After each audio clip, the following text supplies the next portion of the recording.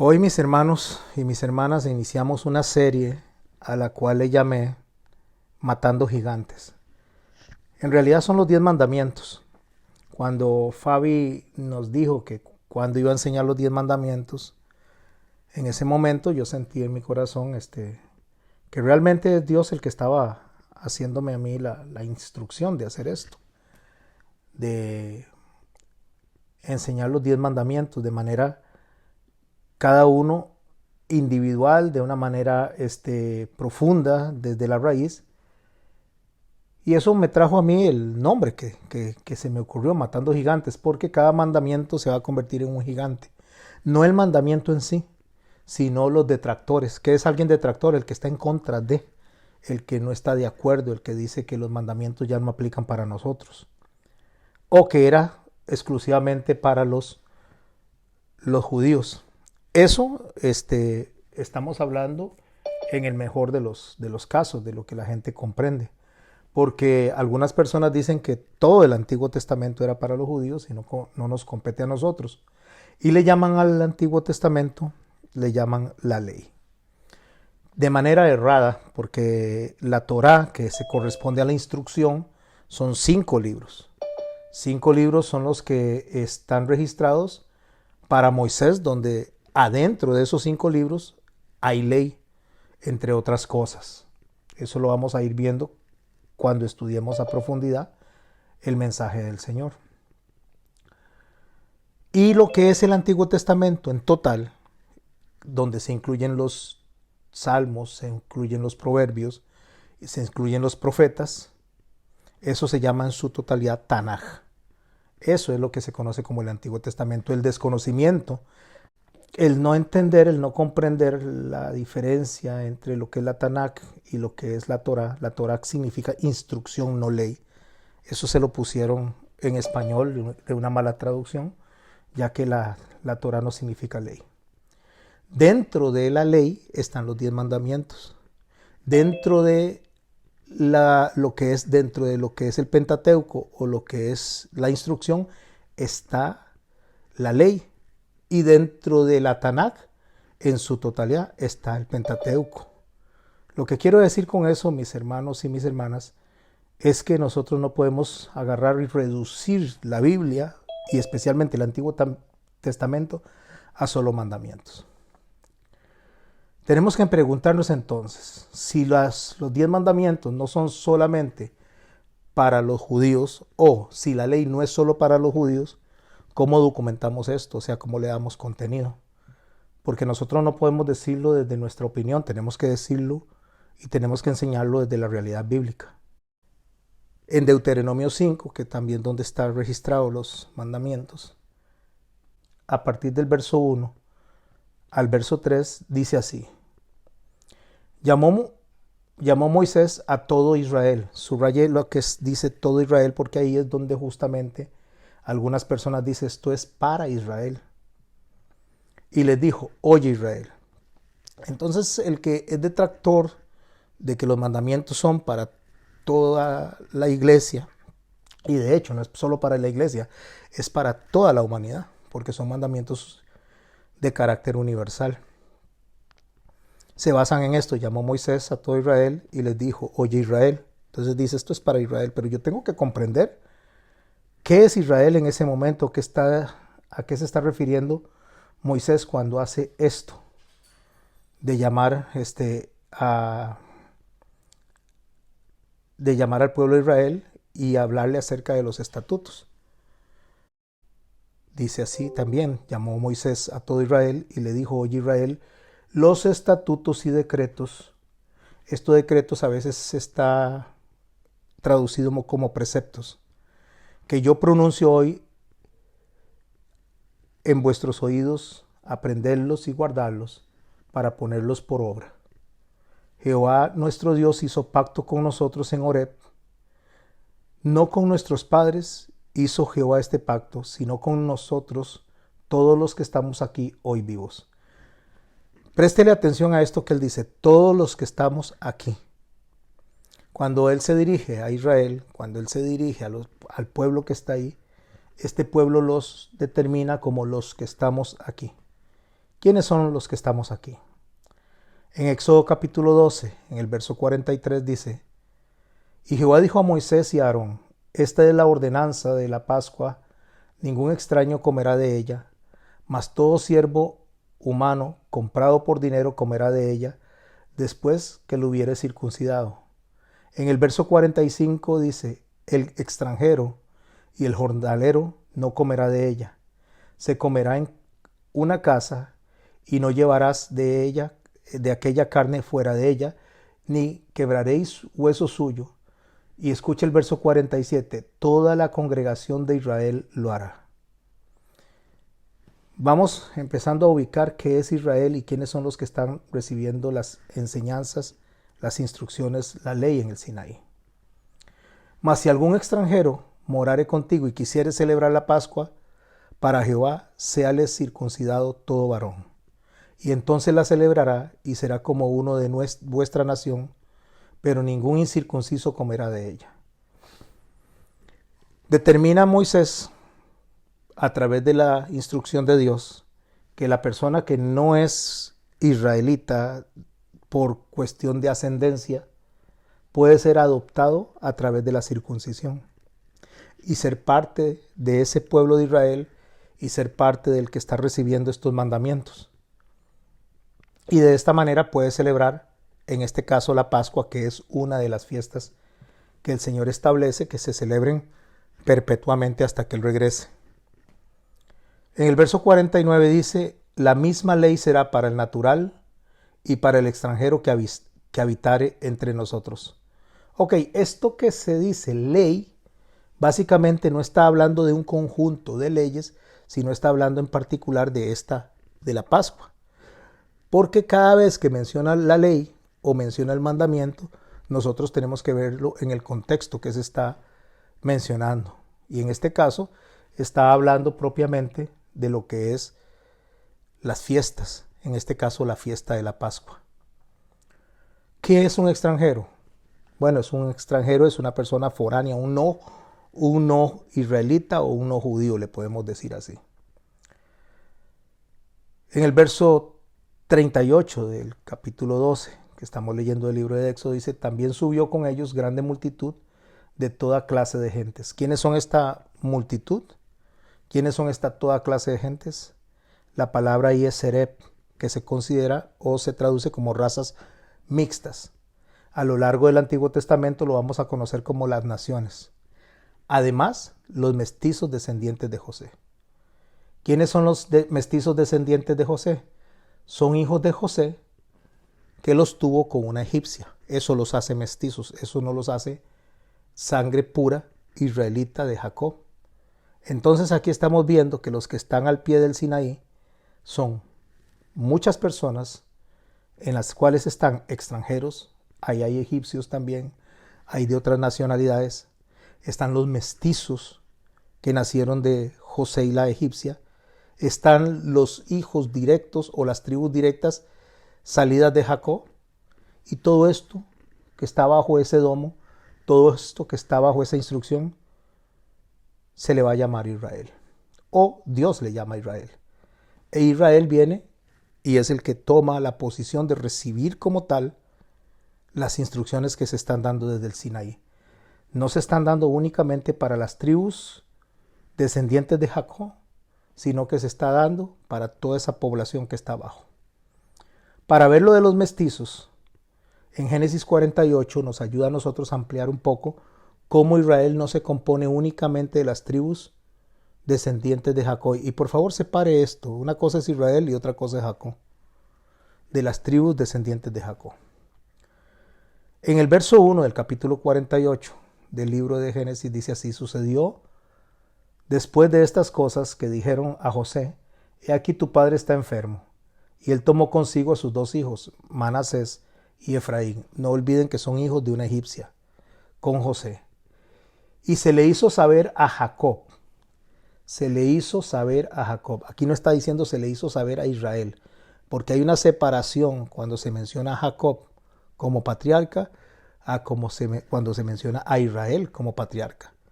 Si bien es cierto que es la misma persona, Cuando se menciona como Jacob, abarca un grupo de personas, una casa, y cuando se menciona como Israel, abarca un grupo mayor de personas. Y ahorita lo vamos a observar. Y se le hizo saber a Jacob diciendo, he aquí tu hijo José viene a ti. Se le hizo saber a Jacob en ese momento, la figura que estamos recibiendo de Jacob es el padre de 12 muchachos que él tiene, a lo cual se le llama la casa de Jacob. Ese grupo de personas. Entonces se esforzó Israel, ya no se le llama Jacob, sino que se le llama Israel, porque ya ahora va a incluir a los hijos de él o las personas que va a adoptar a través justamente de las bendiciones que él establece en ese capítulo de Génesis 48. Se sentó sobre la cama y dijo a José, el Dios omnipotente me apareció en luz en la tierra de Canaán y me bendijo. Y me dijo, he aquí yo te haré crecer y te multiplicaré. Y escucha lo que le dice Dios a Jacob. Te pondré por estirpe de naciones. Estirpe, cuando la palabra se menciona como tal, lo que está hablando es de una ascendencia noble, de una familia. O sea, le está diciendo a Israel que va a abarcar su ascendencia, o sea, su descendencia va a abarcar a las naciones. O sea, va a abarcar a más personas que solamente los hijos que él tuvo cuando se llamaba Jacob. Y te pondré por estirpe de las naciones y daré la tierra a tu descendencia después de ti por heredad perpetua. Y ahora tus dos hijos, Efraín y Manasés, recalco, sé que lo he dicho ya varias veces, pero es importante recalcarlo. Efraín y Manasés son hijos de José y una egipcia, por lo tanto ellos son mestizos. Tenía que darse esto para que fueran parte de Israel. Ahora tus dos hijos, Efraín y Manasés, que te nacieron en la tierra de Egipto, de una vez aclara, nacieron fuera de la casa de Jacob, nacieron fuera de la promesa original, sino que estoy extendiendo esto más allá de la casa de Jacob. Estos que te nacieron en la tierra de Egipto, antes de que viniese a ti a la tierra de Egipto, dice Jacob, míos son, como Rubén y Simeón serán míos. ¿Qué le está diciendo Dios a él? Estas personas, estas familias que van a nacer, ahora yo las estoy adoptando, las estoy poniendo bajo mi domo, bajo mi protección, porque ahora él se llama Israel. Como se llama Israel, Israel va a abarcar mucho más. Incluso los primeros 11 hijos, más la hija, nacen bajo el nombre de Jacob, pero Benjamín, cuando es sumado Benjamín nace bajo el nombre de Israel. Aquí está abarcando más allá de los judíos, más allá de la descendencia de Jacob, todas las promesas y también las demandas, en este caso los mandamientos. Para entender un poco, cuando él dice Rubén y Simeón, o sea, míos son como Rubén y Simeón serán míos, él lo que está diciendo, está mencionando a sus dos hijos que le nacieron primero. O sea, Rubén y Simeón fueron el primero y segundo hijo de Jacob. Entonces, él le está diciendo a José que estos dos hijos que él tiene, los está adoptando y los está poniendo en un nivel tan alto como sus primero y segundo hijos. O sea, como si hubieran nacido en ese lugar. Ni siquiera le está diciendo en cuarto lugar, en sexto lugar, en último lugar. No, los estoy poniendo en el mismo nivel de los primeros hijos que nacieron a través de mi nombre Jacob.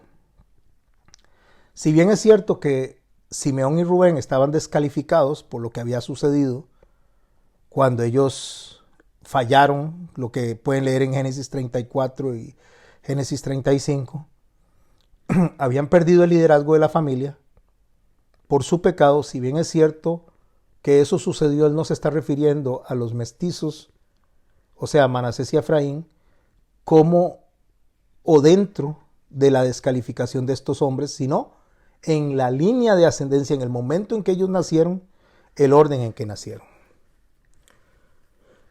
Hasta este punto nos estamos viendo que lo que vamos a estudiar en estas semanas de los mandamientos, de los 10 mandamientos, estos mandamientos no son dados única y exclusivamente para los judíos. Ni los 10, ni la Torá, ni la Tanakh.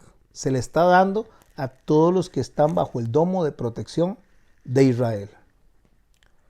¿Cuál es el problema? O sea, ¿por qué las personas en la actualidad dicen que el Antiguo Testamento era para los judíos, o por lo menos las leyes eran para los judíos, las fiestas eran para los judíos, y todo lo que estaba pasando allá no nos alcanza a nosotros? Lo extraño es que si toman el diezmo y lo jalan para acá, y lo toman para nosotros cuando el diezmo sí era exclusivo del sacerdocio levita. No voy a estudiar eso hoy.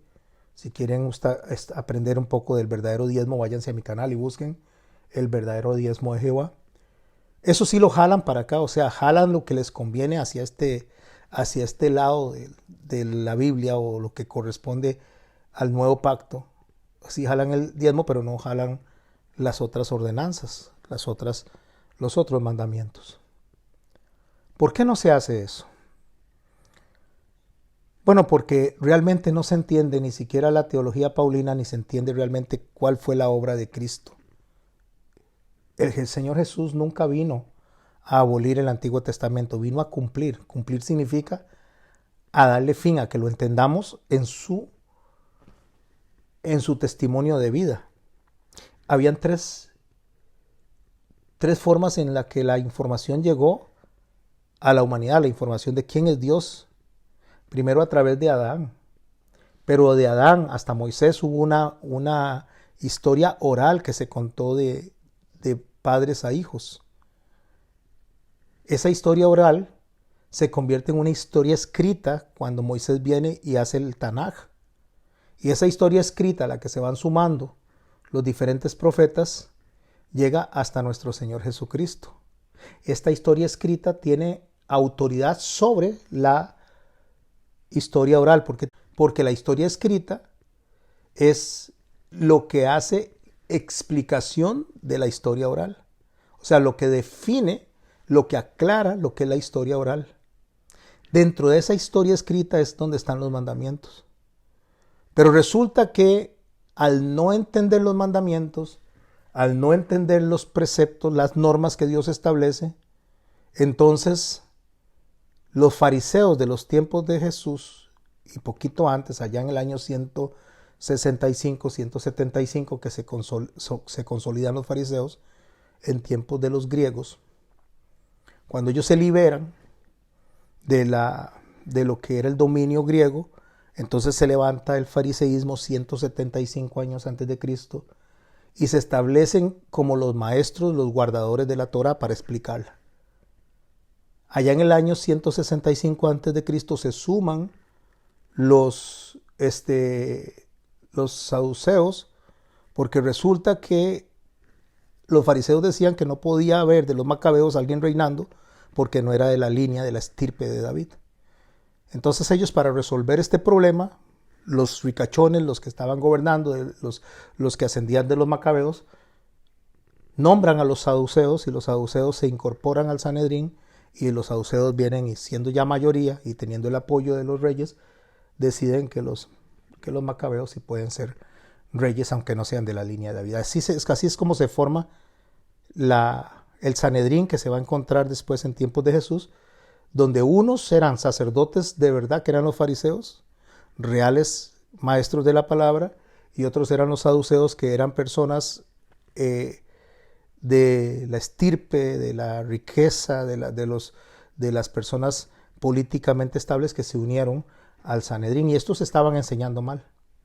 Estaban, tanto los fariseos como los saduceos, acomodando las enseñanzas de acuerdo a su propia justicia, que es lo que el Señor vino a reclamar. Entonces, cuando eso se da, cuando eso está pasando, viene Jesús. Nace Dios, se hace carne y nace, y dice: yo no vine a abrogar la ley y los profetas, sino a darle fin. Bueno, vengo a explicar lo que estas personas están enseñando mal. Y ahí en ese momento él dice, oísteis que fue dicho, mas al principio no fue así. O sea, está apelando a los sacerdotes lo que estaban enseñando y él viene a enseñar correctamente lo que debía hacer para, para el pueblo. Ahí se convierte la ley escrita, que es en los tiempos de Moisés hasta Jesús, en la ley práctica. ¿Qué es la ley práctica? La ley de testimonio. O sea, Dios viviendo él mismo, ejecutando él mismo, ejemplarizando él mismo la ley. Entonces lo que tenemos que agarrar es lo que Jesús nos enseña para poder entender la ley escrita. Y entonces de la misma manera que la ley escrita se convierte en peso explicativo de la ley oral y en autoridad sobre la ley oral, Jesús se convierte en peso explicativo y autoridad sobre la ley escrita. Después Pablo viene y explica cómo opera la gracia, explica cómo funciona la ley y la forma en que se aplica dentro del contexto de la gracia. En Romanos capítulo 6, Pablo, hablando en cuanto a ese problema, dice en el verso 12, no reine pues el pecado en vuestro cuerpo mortal, de modo que lo obedezcáis en sus concupiscencias, ni tampoco presentéis vuestros miembros al pecado como instrumentos de iniquidad, sino presentaos vosotros mismos a Dios como vivos de entre los muertos y vuestros miembros a Dios como instrumentos de justicia. Aquí Pablo empieza a explicar justamente la operación de la gracia, la operación del Espíritu Santo en nosotros como guía, como instrucción, pero como instrucción no anulando lo que estaba escrito en el Antiguo Testamento, sino explicando lo que estaba escrito en el Antiguo Testamento que nuestro Señor Jesús ejemplarizó y dio testimonio en sí mismo, en su conducta, hasta en su mismo cuerpo. Y Pablo continúa diciendo en el verso 4 de Romanos, el verso 14 de Romanos 6, porque el pecado no se enseñoreará de vosotros. Y escuche la línea esta importante que hay que entenderla. Pues no estáis bajo la ley, sino bajo la gracia. Esto que dice, pues no estáis bajo la ley, sino para la gracia, se ha torcido a tal grado de decir que lo que es de los judíos no nos compete a nosotros porque ellos estaban bajo la ley y nosotros estamos bajo la gracia. Incluso no se entiende ni siquiera lo que se corresponde al periodo de la gracia, que es lo que está hablando Pablo en este momento. Porque se dice que la gracia inició en la cruz o que la gracia inició en el momento que el Señor resucita, lo cual no es cierto. Lo que inicia en el periodo en el que estamos ahorita, que es en el Pentecostés, es el periodo de la iglesia. La gracia siempre ha existido. La gracia es Cristo mismo. La gracia es Dios mismo. Porque la gracia es algo inmerecido para el ser humano y desde el momento en que Pablo declara en Efesios que nosotros fuimos vistos y predeterminados desde antes de la fundación del mundo, o sea, significa que desde antes que hubiésemos nacido ya fuimos vistos en gracia.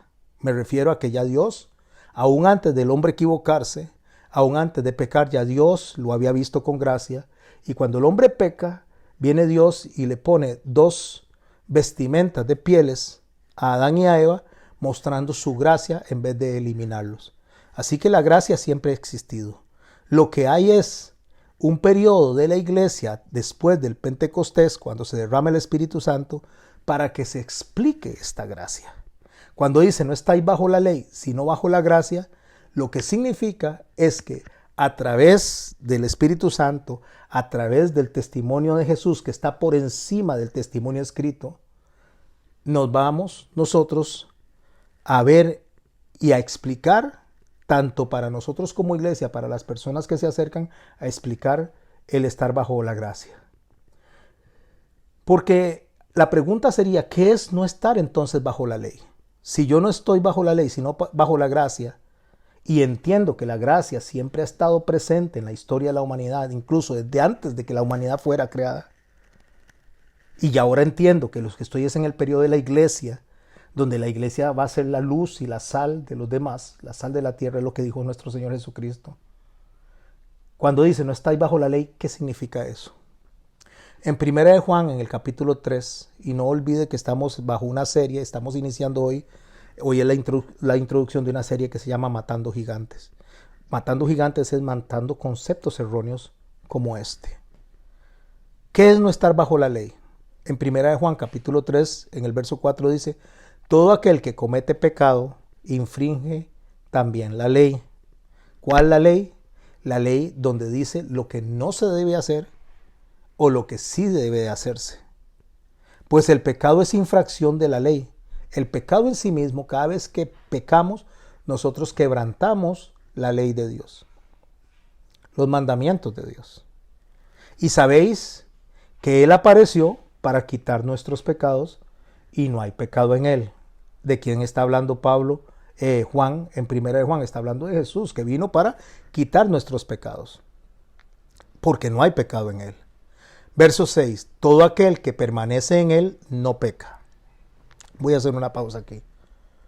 ¿Cuántos de los que estamos acá consideramos que permanecemos en Cristo, que si fuimos redimidos por Cristo, que el Señor nos salvó, que nos justificó y por lo tanto nos cubre con su sangre para que podamos estar delante de el Padre?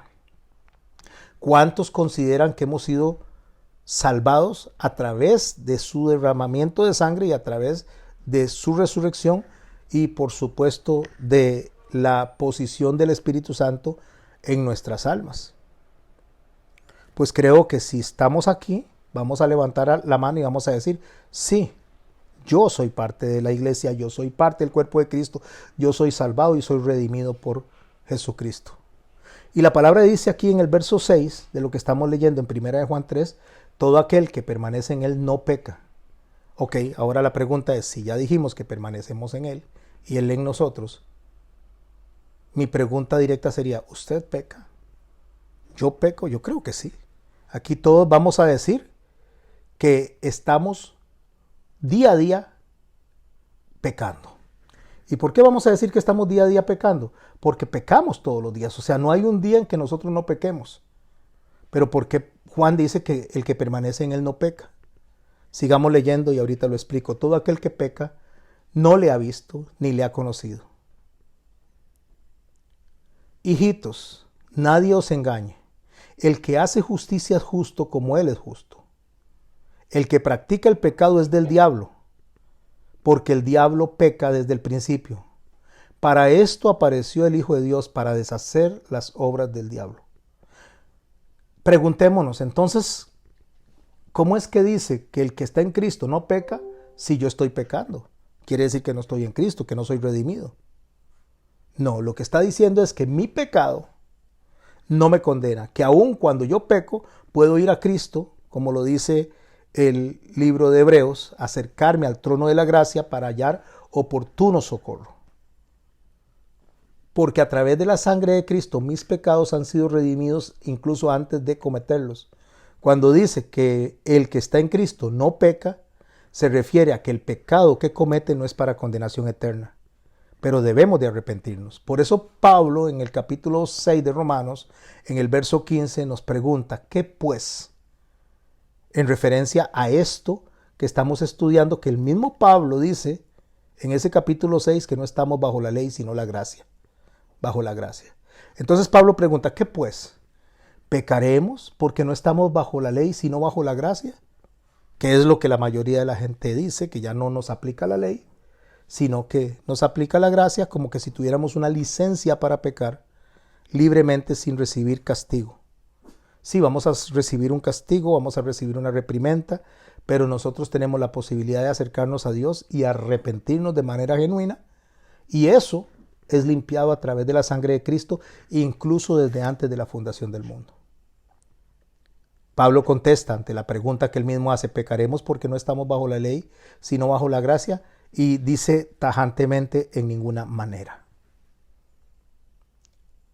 Y se hace una pregunta a él, una pregunta retórica. ¿No sabéis que si os sometéis a alguien como esclavos, subraya esta palabra esclavos, para obedecerle sois esclavos de aquel a quien obedecéis, sea el pecado para muerte o sea la obediencia para la justicia?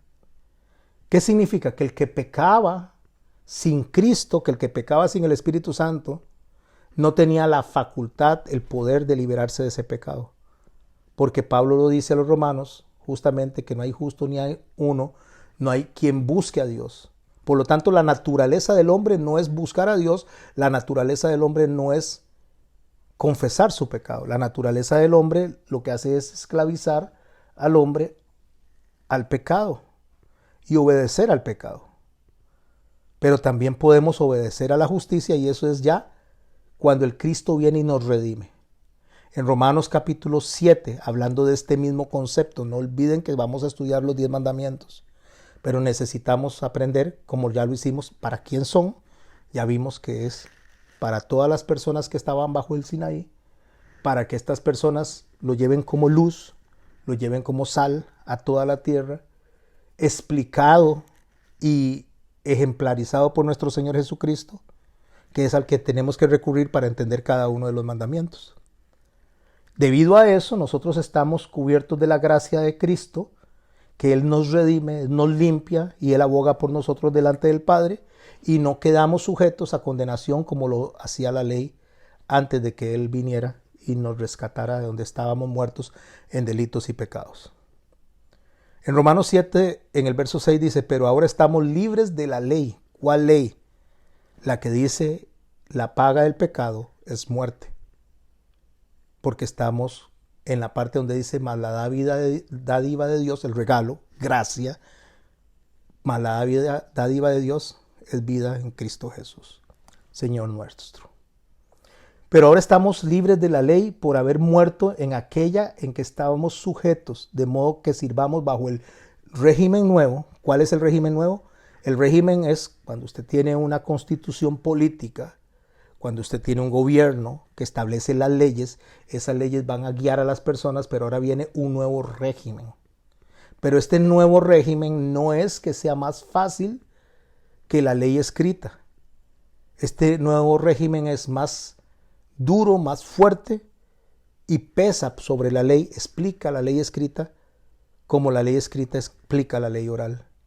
Ese régimen nuevo dice que es del Espíritu Santo y no bajo el viejo de la letra. Préstele atención a esto. Si es cierto que el hombre no podía cumplir con la ley escrita porque era muy difícil de cumplirla, ¿cómo hacemos para cumplir con la ley del Espíritu Santo cuando es más difícil de cumplir? Y se lo digo en 2 pasos. La ley escrita decía que el hombre cuando estaba o tenía relaciones con la mujer de su prójimo adulteraba y debían de morir el hombre y la mujer por eso. Pero Jesús viene y dice que con solo codiciar, o sea, solo pensar y codiciar a la mujer del prójimo, ya con eso se adulteró.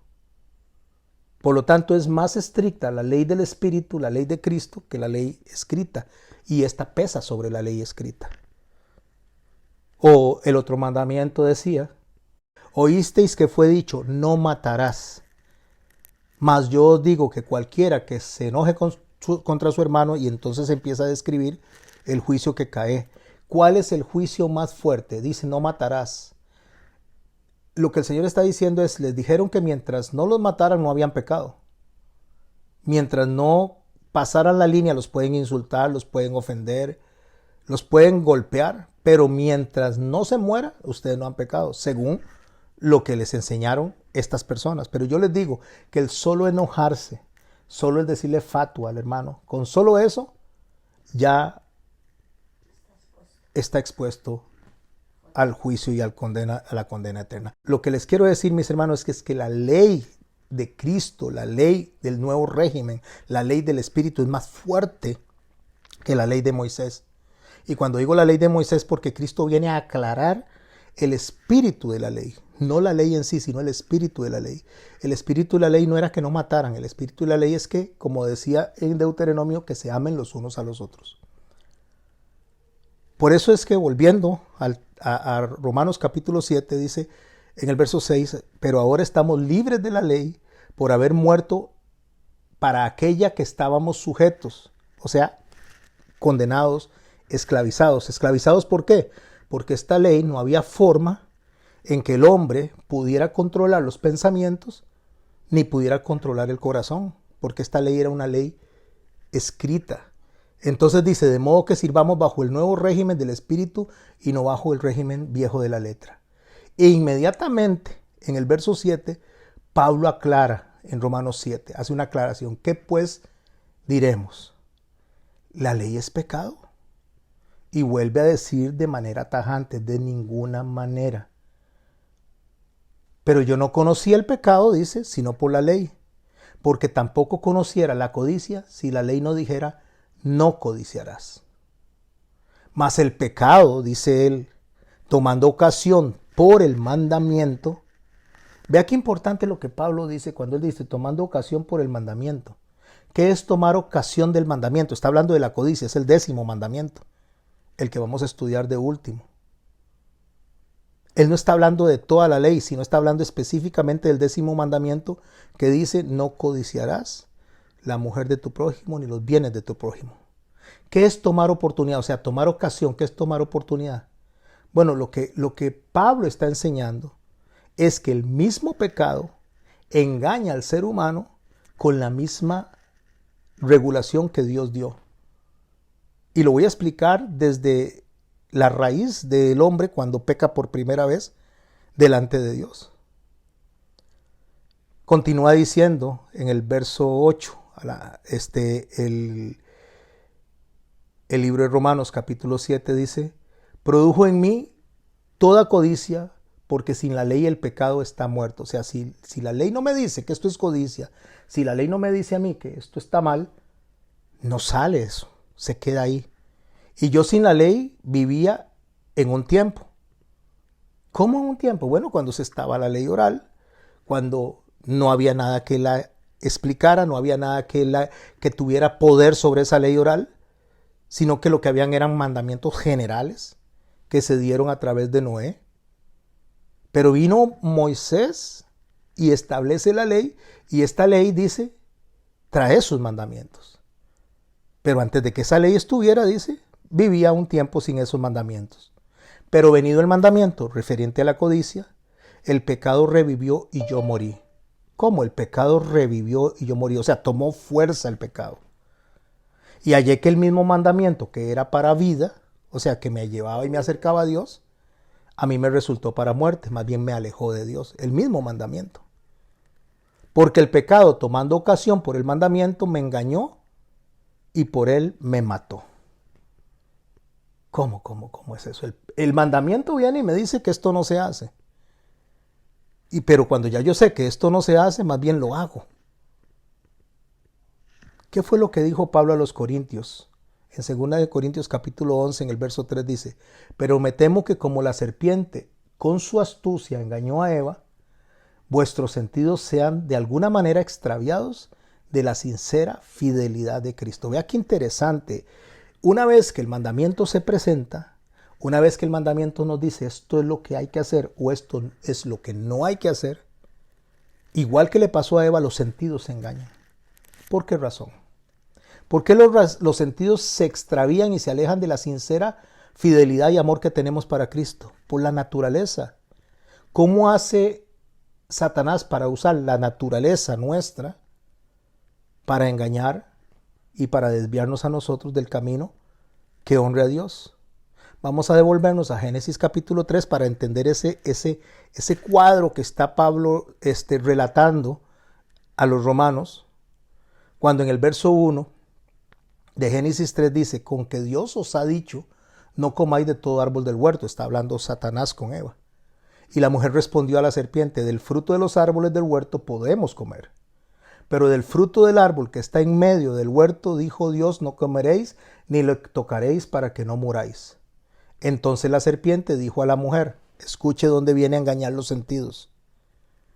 Ya la mujer le había añadido algo a lo que Dios había dicho, porque Dios les había dicho, no comeréis, pero al prestar atención al enemigo, con su halago y con su forma de hablar, con la mentira, entonces ya ella viene y le sumó una mentira, porque dijo que Dios le había dicho que no tocara, que no comiera ni tocara, y no tocara se lo añadió. Empiezan a engañarse los sentidos, porque el hombre, y cuando hablo del hombre, estoy hablando del hombre o la mujer, estoy hablando de la humanidad, por naturaleza, vamos a hacer rechazar la instrucción. Por naturaleza, el hombre y la mujer no le gusta que le digan lo que tiene que hacer. Por eso la mayoría de la gente quiere ser jefe, la mayoría de la gente quiere ser presidente, la mayoría de la gente quiere mandar a los demás, pero no le gusta ser mandado, no le gusta ser guiado. Porque hay una naturaleza interna que nos hace a nosotros rechazar las órdenes y se llama orgullo. Y a eso es a lo que tenemos que morir, al orgullo. Pero el orgullo hace que salga algo que está en nuestro interior que nos produce a nosotros justamente el rechazar los mandamientos de Dios. Entonces la mujer le dijo, la serpiente le dijo a la mujer, no moriréis. Verso 5 de Génesis 3, sino que sabe Dios que el día que comáis de él, serán abiertos vuestros ojos y seréis como Dios, sabiendo el bien y el mal. ¿Sabe qué es lo que hace que nosotros como seres humanos rechacemos la ley del Señor? Que pone en duda el enemigo en nuestro corazón que eso esté bien, que nos favorezca, porque nosotros queremos tener el control. No queremos que nos mande un jefe, no queremos que nos mande un guía, no queremos que nos mande un pastor y de la misma manera no queremos que nos mande ni siquiera Dios. Y ahí es donde pone Satanás en duda el mandamiento del Señor.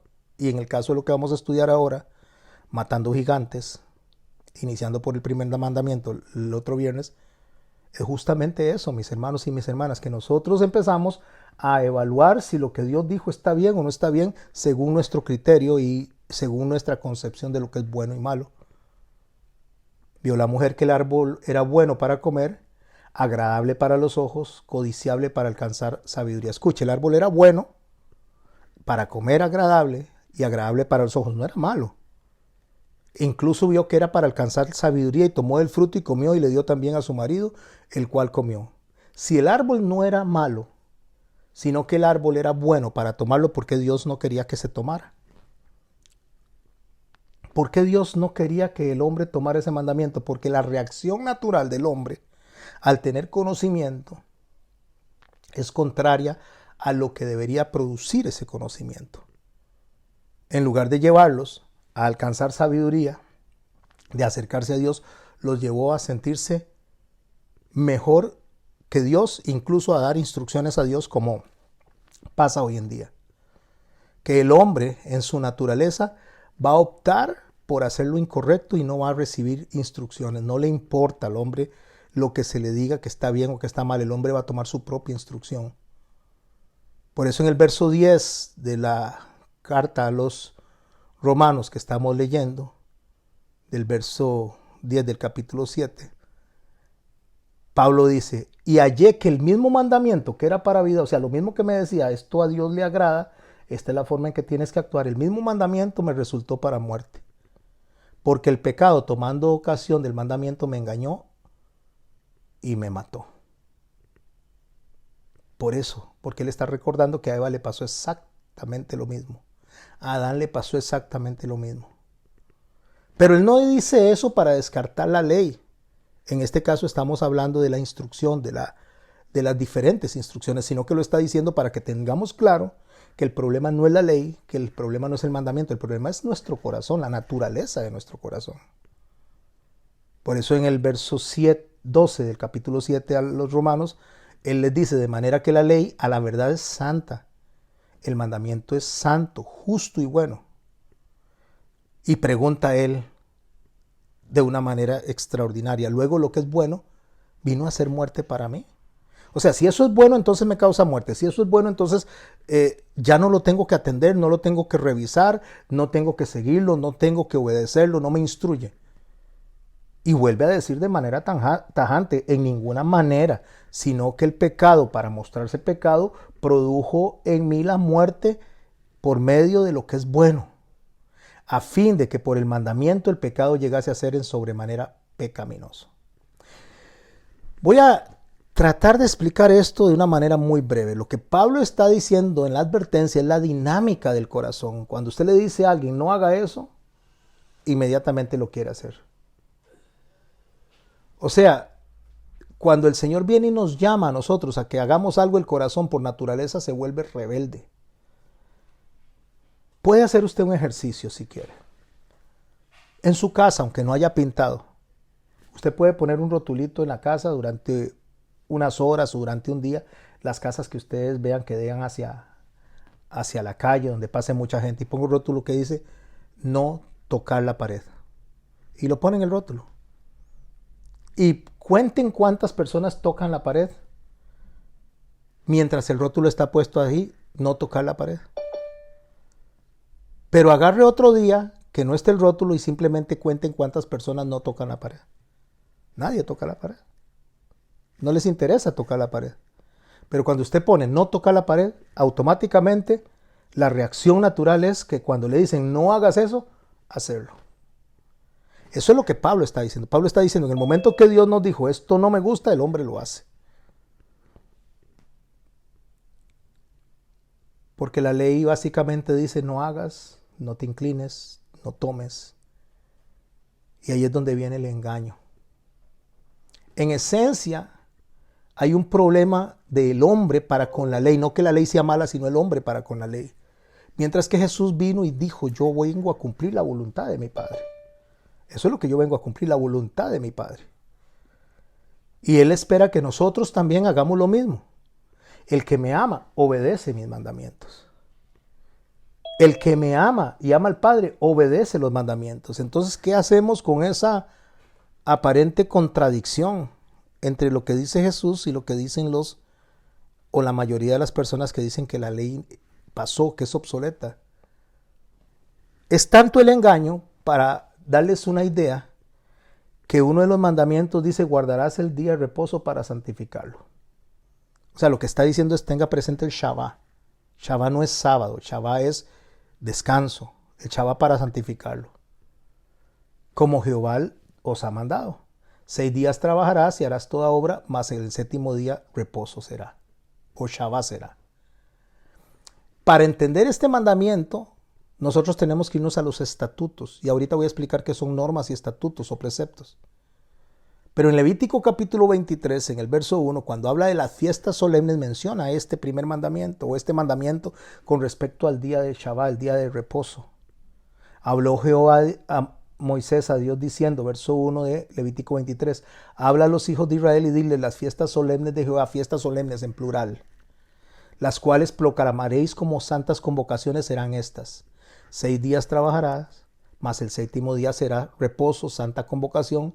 Ningún trabajo haréis, el día de reposo es de Jehová, donde quiera que habitéis. Esta es la primera de las convocaciones, el día semanal de descanso.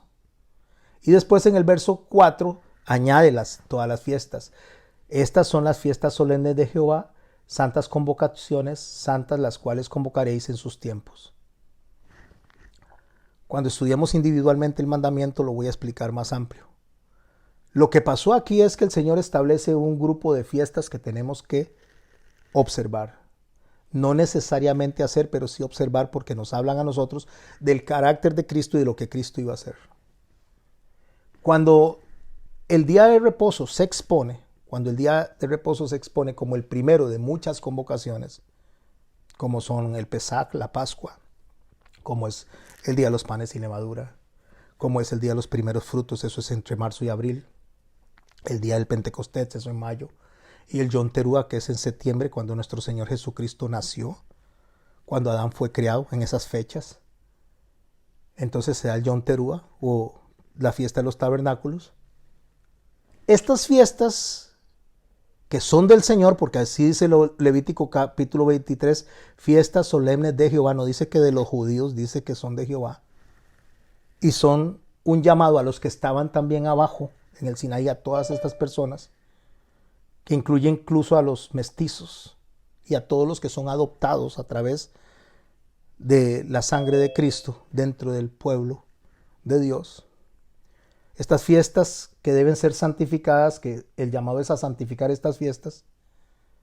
La Iglesia Católica, la Iglesia Romana, que se une en el 3er siglo en un sincretismo con Constantino y mezcla fiestas paganas con lo que venía de la enseñanza del judaísmo, de lo que venía de la enseñanza de que Jesús había dejado para las naciones. Y escuche lo que estoy diciendo, para las naciones, no solamente para los judíos. La Iglesia Católica viene y dice y desdice lo que tiene que ver con las fiestas. Porque la Iglesia Católica dice que en su esfuerzo por ayudar al hombre a establecer un mínimo indispensable, es lo que dicta la instrucción, o sea, que haya un mínimo indispensable que consiste en asistir a misa y no realizar trabajos que impidan el culto a Dios, debido al descanso que corresponde a santificar las fiestas. Por eso les digo que se dice y se desdice, porque primero hablan de un solo día y después hablan de santificación de todas las fiestas, que es lo que dice el capítulo 23 del libro de Levítico. Porque lo que querían darle, según ellos, es un descanso al hombre para una buena convivencia familiar y una convivencia con Dios. Según la Iglesia Católica, el descanso es un fin y un medio, lo cual está bien, sin caer en el pecado de la pereza, sin dedicarle demasiado tiempo al trabajo, a la familia, a la salud física y mental, sino equilibrarlo con el día para Dios. Entonces, ¿qué es lo que dice la Iglesia Católica? Y hablo de la Iglesia Católica porque el evangélico es más católico que el católico, y ahora lo vamos a ver. No debemos de dejar de asistir a la misa los domingos o dejar de guardar las fiestas, así lo ponen en plural. El origen del domingo para ellos, según lo que ellos describen, viene del Shabbat judío. O sea, sí reconocen que el Shabbat, el día de reposo, viene del judaísmo y de la enseñanza del judaísmo, porque el cristianismo viene del judaísmo. Primero se enseñó el judaísmo de Cristo y después se extendió a las naciones, dándole pie al cristianismo y a los que están siendo adoptados, meterlos dentro de lo que es la enseñanza de Jesús, de Cristo. Pero la Iglesia Católica hace un énfasis a las fiestas como si fuera que Jesús o que Dios descansó porque estaba cansado. Y el sentido no es que estaba cansado, sino que Él está diciendo que hay un día que debe guardarse para Él. Ese mismo clérigo que reprobó las fiestas y las denominó fiestas judías, cuando no son fiestas judías, sino son fiestas de Jehová, ese mismo detractor las llama en plural y manda a llamarlas, manda a guardarlas, argumentando la pluralidad del mandamiento: santificarán las fiestas. Cuando estaba escribiendo esto, yo creo que les puse ahí en el grupo que cuando la propaganda nazi para respaldar a Hitler o el Tercer Reich, uno de los pilares que utilizaba la propaganda era la repetición. La repetición para poder llevar a la popularidad al nacionalsocialismo. Joseph Goebbels, que estaba a cargo como ministro de la propaganda nazi, tenía una consigna: una mentira repetida 1000 veces se convierte en una gran verdad, o se convierte en una verdad. Decía él que si usted repite una mentira constantemente, decía Joseph Goebbels, llega a considerarse una verdad, porque de tanto se oye la mentira que después se considera la verdad. Y esto no ha sido diferente con los mandamientos. Por eso es que le digo que vamos matando gigantes, porque durante los últimos 2000 años los religiosos que torcieron las fiestas del Señor, quitaron las fiestas del Señor y le siguen llamando fiestas en manera plural, insertaron otras fiestas. Y en ese sincretismo que se dio en el tercer siglo, se empezaron a practicar fiestas que no son de Dios, sino que son fiestas del paganismo mezclado. Voy a darle una idea, entre muchas: fiestas de los santos, las fiestas marianas, la Semana Santa de la liturgia católica, la Navidad, uno de los grandes engaños, donde no quitaron a Dios, sino que lo que hicieron fue sumarle el becerro. Cambiaron de día, cambiaron de acción, cambiaron de todo y quitaron realmente lo que el Señor quería para sus fiestas, para las fiestas como el Yom Teruah, donde realmente se enseña que Jesús vino y a qué vino Jesús y el propósito por el cual vino, como es recordarnos a nosotros que venía a morir para sacarnos de la esclavitud del pecado y a resucitar, y que anunciamos esto hasta que Él venga. Se instituye la Navidad allá por el siglo XV, más o menos, no antes, por el siglo XV, XIV, tal y cual se conoce hoy en día, donde, como les digo, suman el becerro. Después vienen las fiestas de la ascensión de Jesús. Sí, Jesús ascendió al cielo, pero en la Biblia no dice que celebremos una fiesta de ascensión de Jesús. Fiestas de la Encarnación de Jesús, fiestas del Sagrado Corazón de Jesús, fiestas para los santos, como San José, Bernardita Santa, Santa Teresa de Jesús, el Día de los Ángeles Custodios, el Día de San Miguel, San Gabriel, San Rafael, San Arcángel, la Señora de Fátima, la Señora de la Virgen del Carmen, la Asunción de María, el nacimiento de la Virgen María, la Señora de la Candelaria, etcétera, etcétera, etcétera, la fiesta de la Virgen del Carmen, la Inmaculada Concepción. Pero aún así, en medio de toda esa adoración pagana, ellos lo que hacen es reconocer la pluralidad de las fiestas judías y dicen así: las fiestas que se celebran hoy como el día de reposo provienen de las fiestas judías. La única que celebran supuestamente conectada al judaísmo. Entonces viene el evangélico y dice, bueno, sí, es que el católico introdujo todo este montón de fiestas paganas y nos desvió de la verdadera adoración, de los verdaderos mandamientos, argumentando que el hombre no podía cumplirlos. Y meten un montón de fiestas como las que describí, entre muchas. El evangélico se levanta una bandera y dice, nosotros salimos del catolicismo, el catolicismo nos estaba engañando, ahora tenemos las verdaderas fiestas. Pero también, como les decía, el catolicismo a veces es más católico que el católico en cuanto a la forma en que celebra las cosas. Y entonces viene el evangélico y ahora celebra el día de la Reforma Protestante, celebra la Navidad también. Hay un día que es el día del pastor y las iglesias le hacen fiesta al pastor. ¿Dónde ha visto usted? ¿Dónde dice en la Biblia que hay que celebrarle un día al pastor? ¿Dónde dice en la Biblia que hay que celebrarle fiesta al pastor y que la iglesia ese día se dedica, en vez de alabar al Señor, en vez de exaltar al Señor, a darle honra al pastor? ¿A dónde dice eso? Mi gloria, dice el Señor. La gloria Él no la comparte con nadie. El día de la Biblia, ¿a dónde dice que hay que celebrar el día de la Biblia? Por eso son inventos de los seres humanos, tanto del catolicismo como del evangélico. Inventan cruzadas, el día del hombre, el día de la mujer, y después inventarán el día del pollo frito. Y nada de eso mandó Dios ni al católico ni al evangélico. Dios le mandó al pueblo que estaba sentado en el Sinaí y le dijo qué era lo que tenían que hacer a través de los mandamientos. Y después vino y se estableció la explicación de cómo cada mandamiento debía de regirse. Y por eso dejó el camino claro a seguir y le llamó mandamientos, estatutos y preceptos. Los términos mandamientos, estatutos y preceptos se utilizan a veces indiscriminadamente por las personas que quieren decir que eso no nos aplica y cada uno tiene el mandamiento, el estatuto y el precepto, o lo que serían también las normas. Tienen justamente instrucciones de Dios para que nosotros, sin usarlas de manera irresponsable, o sea, no seamos irresponsables a la hora de usarlos, nos den a nosotros una luz para no confundirnos en la atmósfera de rechazo a los mandamientos. Ejemplo, para ser rápido, los mandamientos son principios fundamentales, directrices morales de Dios hacia el pueblo. Eso es un mandamiento. El mandamiento, por favor, subráyenlo, son directrices fundamentales, morales, que Dios deja al pueblo, a su iglesia, para que sean luz, con el fin de que el hombre agrade a Dios.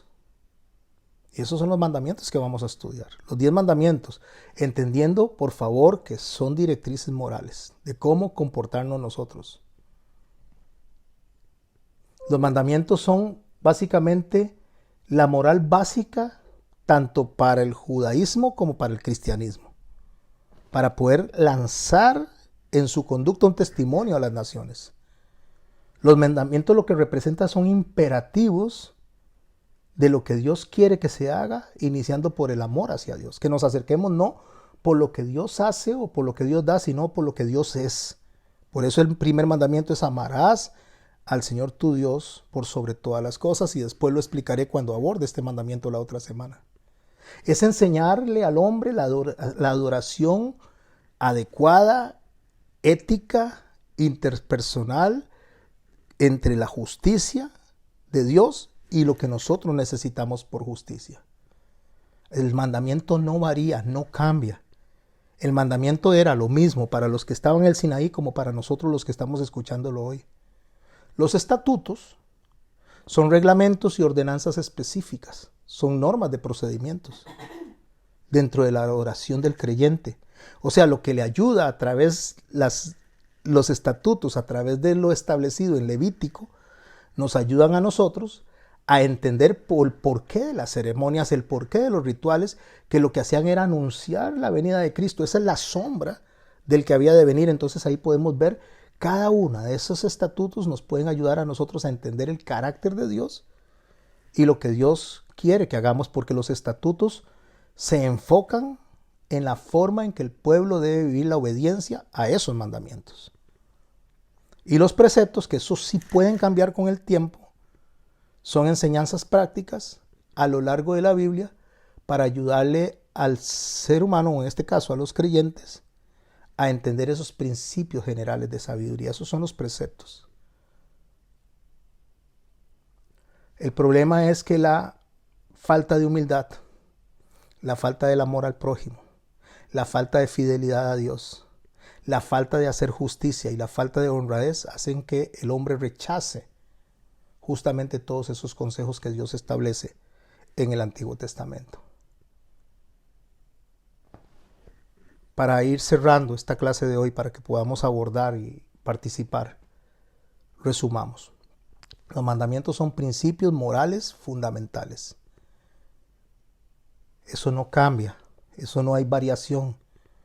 El estatuto es un reglamento, ordenanza específica que nos enseña a nosotros a entender el mandamiento y a regular el mandamiento. Voy a poner un ejemplo. La ley de tránsito en Costa Rica. La ley de tránsito tira una ley que dice que debemos de conducir y usar el cinturón. Esa es la ley. La ley dice que debemos de usar un cinturón. Y la norma nos explica a nosotros cómo debe ser el cinturón, que debe ser 3 puntos, que debe utilizarse después de que inmediatamente empieza a explicar cómo debe ser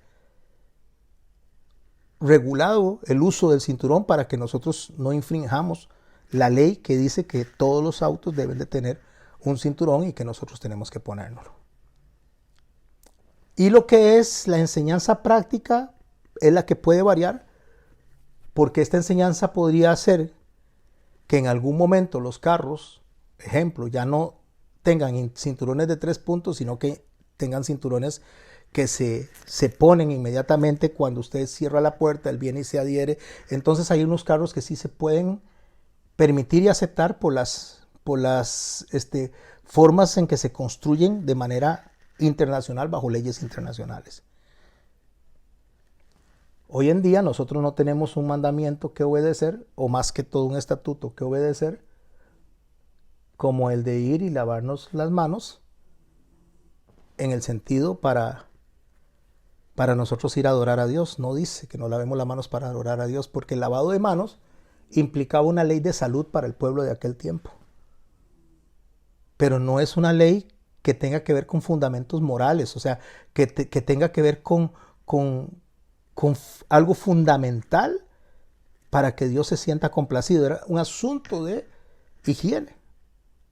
Y hoy pueden ir variando. Hoy no andamos con un palito haciendo huecos en el desierto para poner la popó y taparla. No, hoy hay servicios sanitarios. Eso va cambiando con el tiempo, pero el mandamiento permanece.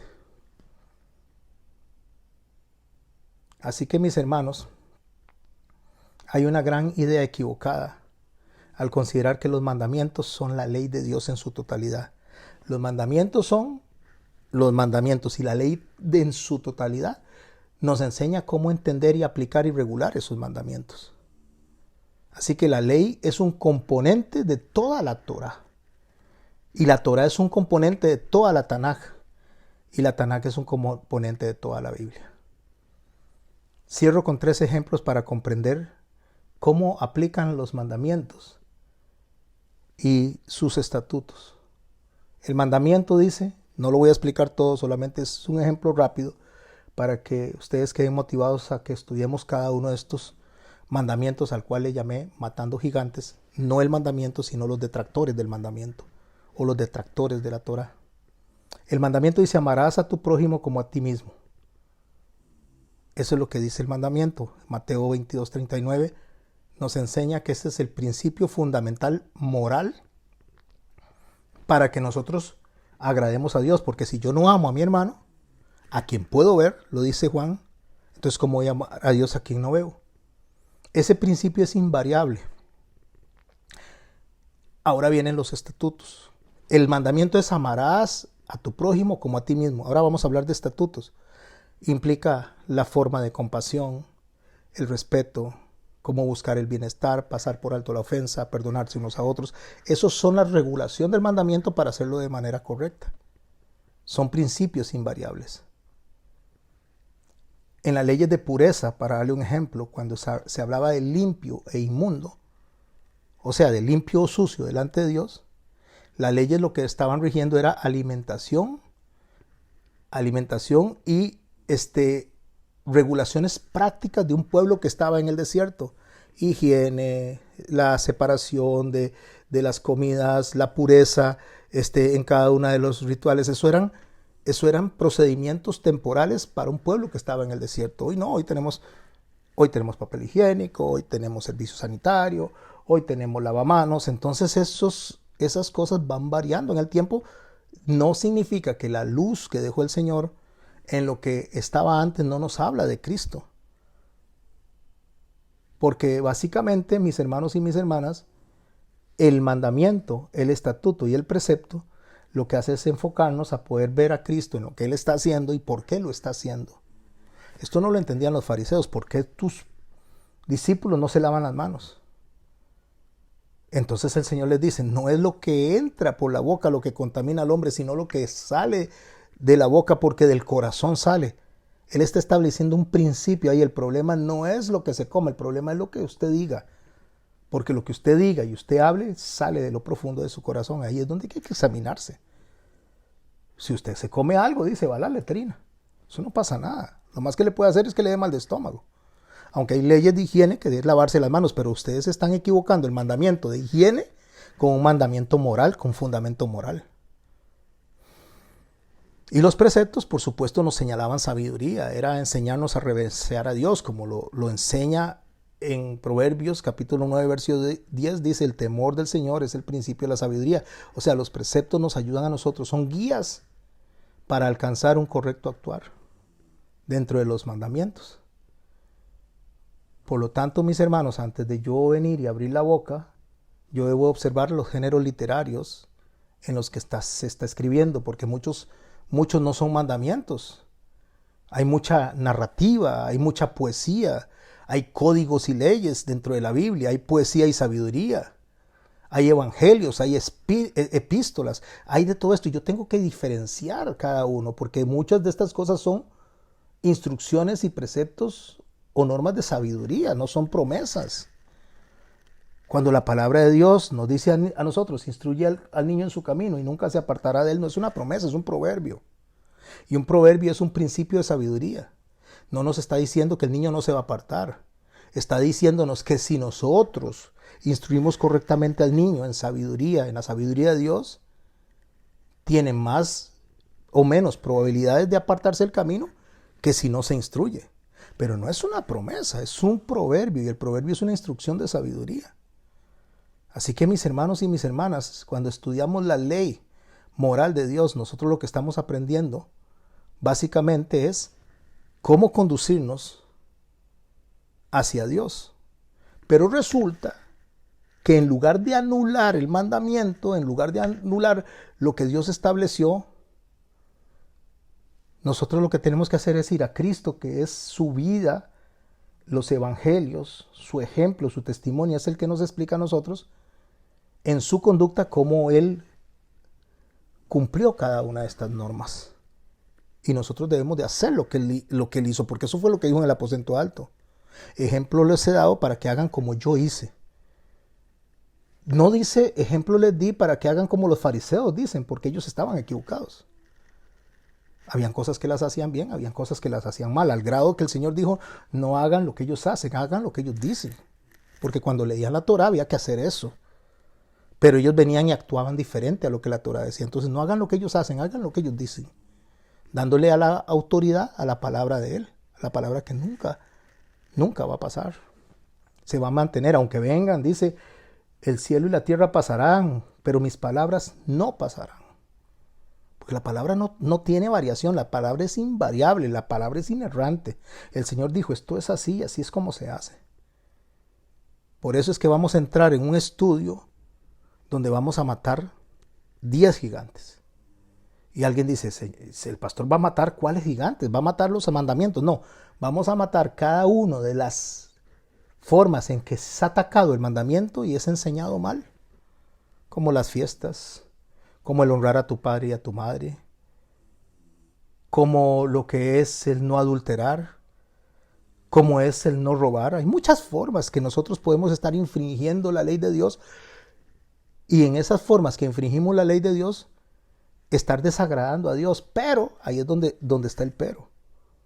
Pero no significa que una persona redimida por Cristo, el hecho de que viene y comete el pecado, lo va a mandar al fuego eterno. No.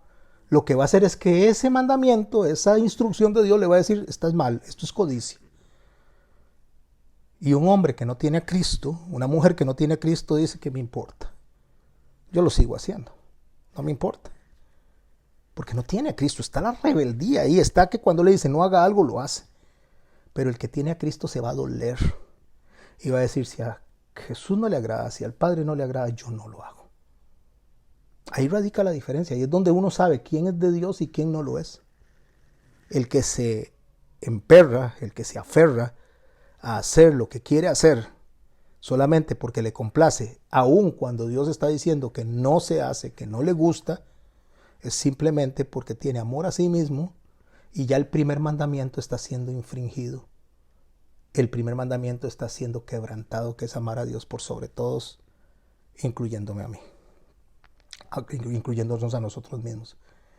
Y ya de ahí para abajo todo lo demás va a ser violentado, porque el Señor puso esa comparación. Estos son los dos mandamientos más importantes.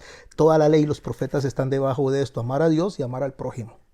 Estos son los más importantes. Todo lo demás se va a cumplir si se cumplen estas dos normas, estos dos mandamientos de la ley moral.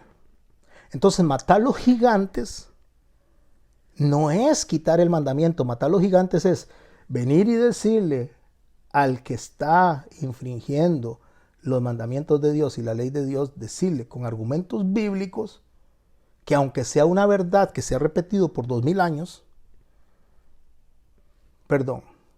que aunque sea una mentira que se ha repetido por 2000 años, se ha repetido esa mentira y se ha repetido, no la hace una verdad. Porque la verdad en sí misma no necesita respaldo, porque la verdad en sí misma se soporta, se sostiene a sí misma. La mentira necesita meterle argumentos.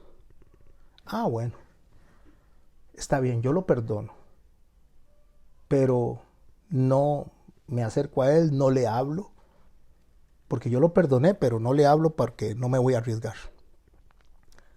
Ese es el gigante que está creciendo y está poniendo su opinión, porque el Señor dice claramente que cuando nosotros, el hermano nos hace algo que nos ofende, vayamos y le pidamos perdón. Sí, pero ¿por qué yo le voy a pedir perdón si él fue el que falló?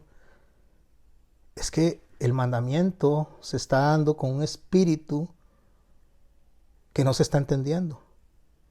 Porque si se dice que vaya y le pida perdón a su hermano, no está matando al hermano, no está excusando al hermano. A quien está matando es al gigante que está en el corazón del orgullo, que no quiere ser pacificador, que no quiere tomar esa iniciativa. El orgullo se hace grande, la vanidad se hace grande, la altivez se hace grande. Ese gigante hay que matarlo, porque ese gigante le dice, no, ese mandamiento no es así. Porque yo no cometí el error, lo cometió esa persona contra mí. Así que yo no tengo por qué pedirle perdón.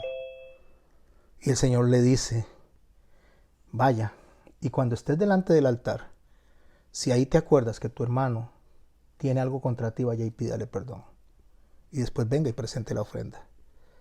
Entonces los gigantes del mercadeo del dinero a través de la fe Dice, deje la plata, deje la ofrenda, y no está hablando de esa ofrenda, está hablando de el amor. Porque son los primeros 2 mandamientos los que se están infringiendo. Amar a Dios por sobre todas las cosas y al prójimo como a nosotros mismos. Entonces no estoy amando ni a Dios ni al prójimo, estoy amándome a mí mismo. Y eso es idolatría. Entonces el gigante que se está creciendo a la hora de infringir ese mandamiento es la idolatría, la egolatría. A partir del viernes próximo, si Dios lo permite, vamos a ir matando gigantes cada semana, en cada mandamiento. Vamos a estudiar los mandamientos en orden. Editaré lo que estábamos estudiando ahora entre un rato, que me confundí un poco, porque como le digo, estaba a pura memoria, o estoy a pura memoria. Y la memoria falla a veces.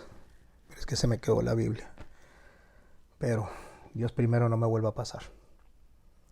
Y si no, voy a tener que tener 2 Biblias, una en el carro y otra en la casa. Pero vuelvo, mis hermanos, a esto. Están invitados a cada semana matemos un gigante. Cuando estudiamos el mandamiento, vamos a empezar a matar el gigante que dice que eso no es así, que está en contra, que hace una detracción de lo que Dios dice. Y vamos a empezar a darnos cuenta cómo cada mandamiento que Dios estableció sí se puede cumplir. Porque dicen, es que como no se podía cumplir, Jesús vino a cumplirlo porque no lo podíamos cumplir. Sí, claro que sí se podía cumplir. Esos sí se podían cumplir. Los que son más difíciles de cumplir son los que Jesús dijo. Pero para eso nos dio una herramienta y se llama el Espíritu Santo. Porque los que Jesús dijo, dice, oísteis que fue dicho no adulterarás. Mas yo os digo que el que codicia, ya está en la mente, la mujer de su prójimo ya adulteró con ella. Oísteis que fue dicho no matarás. Este fue el que me confundió. Oísteis que fue dicho no matarás. Pero yo os digo que el que se enoja con su hermano ya está expuesto al juicio. ¿Qué es más difícil entonces, la ley de Moisés o la ley de Cristo? La ley de Moisés me decía a mí que mientras yo pagara, le resarciera al otro lo que yo hice, ya yo quedaba tablas. Y cuando digo la ley de Moisés, no es de Moisés, es de Dios que se la dio a Moisés, pero me refiero que daba tablas y él dijo, no, de eso no se trata esto. No se trata de quedar tablas. No se trata de que si le robaron una gallina a usted, usted le dé la gallina. Se trata de que usted vaya más allá que darle una gallina, que camine la segunda milla, que ponga la mejilla. Porque significa que usted va a dar más de lo que le dieron. Entonces le va a dar al mal bien y vas a pagar al mal con bien. No solamente es, está bien, te perdono, sino que vas a tener que hacer obras hacia la otra persona que no se entienden si no entendemos los mandamientos. Al enemigo, ore por él, bendígalo. No solo lo perdone, ore por él y bendígalo. Porque resulta que nosotros, para poder cumplir con la ley de Cristo que es el amor, es más que solamente obedecer fiestas, mandamientos y preceptos, es más que eso.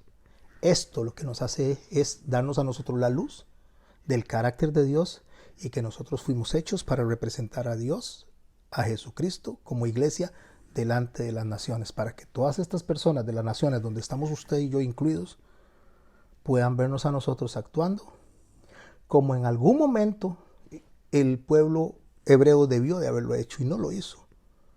Pero Dios no lo descartó por eso, sino que nos insertó para que ahora nosotros, junto con los hebreos, en el momento que podamos tener un buen entendimiento claro de lo que era el judaísmo de Jesús y ellos puedan entender el cristianismo de Jesús, podamos en conjunto darle luz a las naciones.